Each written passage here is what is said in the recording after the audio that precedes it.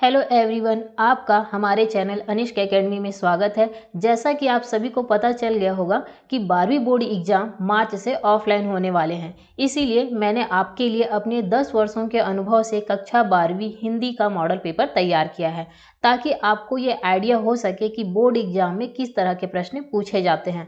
अगर आपने अभी तक हमारे चैनल अनिष्क एकेडमी को सब्सक्राइब नहीं किया है तो अभी तुरंत ही सब्सक्राइब कर ले और साथ ही बेल आइकन जरूर दबा दें, ताकि नेक्स्ट मॉडल पेपर अपलोड होते ही आपको तुरंत नोटिफिकेशन मिल जाए। अब चलते हैं अपने मॉडल पेपर की तरफ। मॉडल पेपर 2022 विषय हिंदी कक्षा 12वीं, समय है 3 घंटे का और इसका पूर्णांक है 80। इस मॉडल पेपर में 3 खंड होते हैं, जिसमें खंड क, ख और ग है। सबसे पहला खंड है क। इसमें प्रश्न पहला है, निम्नलिखित गद्यांश को पढ़कर पूछे गए प्रश्नों के उत्तर दीजिए। यह जो गद्यांश होता है वो आपके पाठ्य पुस्तक से नहीं होते हैं, इसलिए इसे अपठित गद्यांश कहा जाता है। स्क्रीन पर आप जो गद्यांश देख रहे हैं, जरूरी नहीं है कि यही गद्यांश आपके एग्जाम में आए। आप चाहे तो इसका स्क्रीनशॉट ले सकते हैं और तैयारी कर सकते हैं, ताकि आपको एक आइडिया हो जाए कि किस तरह के अपठित गद्यांश एग्जाम में पूछे जाते हैं और उनके प्रश्नों के उत्तर को किस तरह से लिखना है।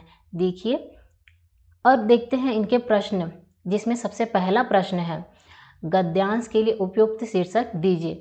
तो आपको इसमें ये जानना है कि इसमें कितने प्रश्न होते हैं और हर प्रश्न में कितने अंक होते हैं। तो इसमें पहला प्रश्न जो है वो अंक 1 है। इसमें दूसरा प्रश्न ये 2 अंक का है। फिर तीसरा प्रश्न भी दिया है, जैसे उत्पादक किसे कहते हैं, उत्पादक उपभोक्ता संबंधों को वैज्ञानिक कैसे प्रभावित करता है, ये भी 2 अंक का है।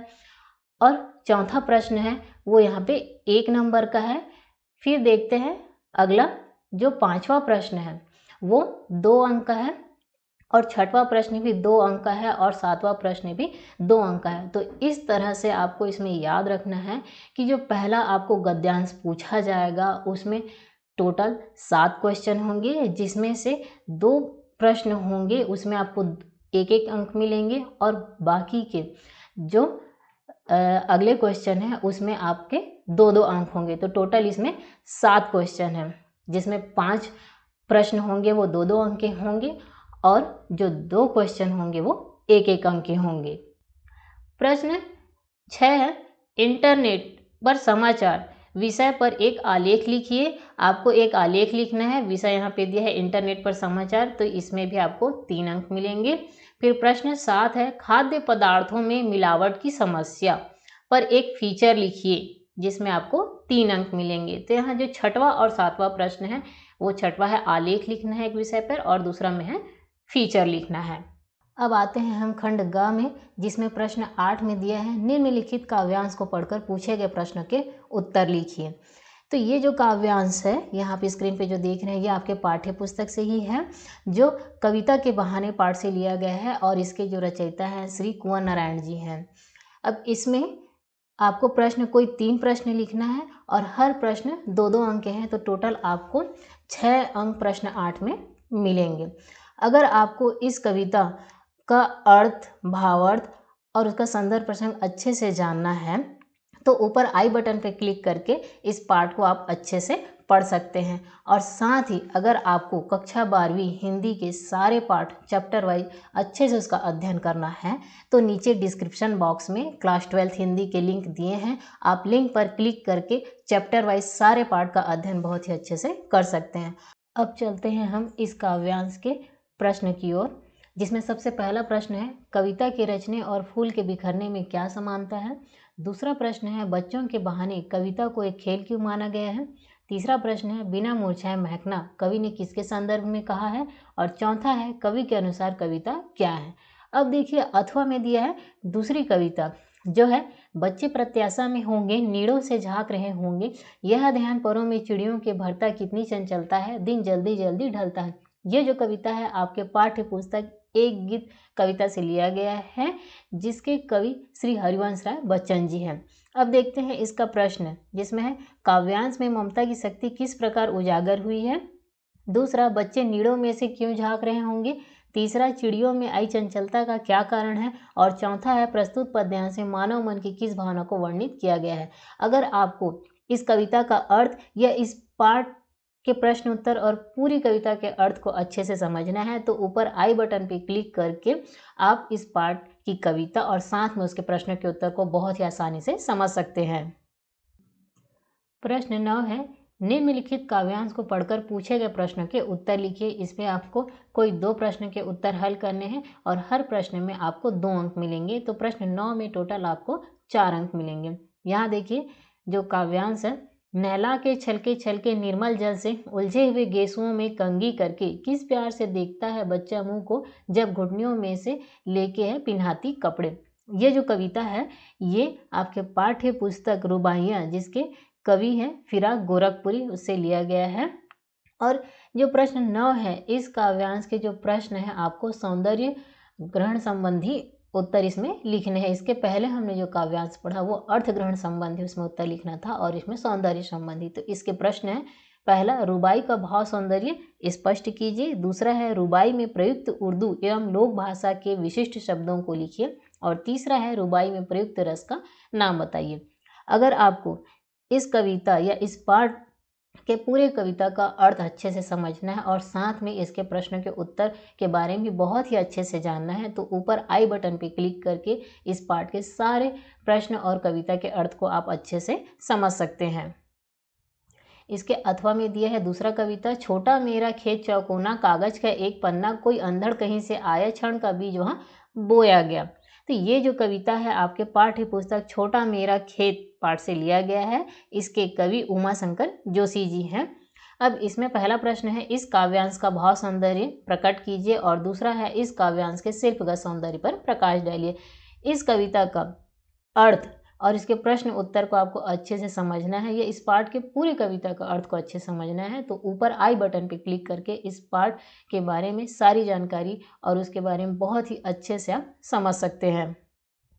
प्रश्न 10 में है, निम्नलिखित प्रश्नों में से किन्हीं 2 प्रश्नों के उत्तर दीजिए जिसके हर प्रश्न में आपको 3 अंक मिलेंगे। टोटल आपको 6 अंक मिलेंगे। तो सबसे पहला प्रश्न है, सहर्ष स्वीकारा है कविता किसको और क्यों स्वीकारने की प्रेरणा देती है लिखिए। सहर्ष स्वीकारा है इसके जो कवि हैं वो हैं गजानन माधव मुक्ति बोध जी। तो यहाँ पे शीर्षक दे दिया गया है तो इससे आपको पता चल गया होगा कि ये सहर्ष स्वीकारा पाठ से लिया गया है। दूसरा है, उड़ने और खिलने का कविता से क्या संबंध बनता है, कविता के बहाने कविता के आधार पर स्पष्ट कीजिए। इसके बारे में तो मैंने बता दिया है।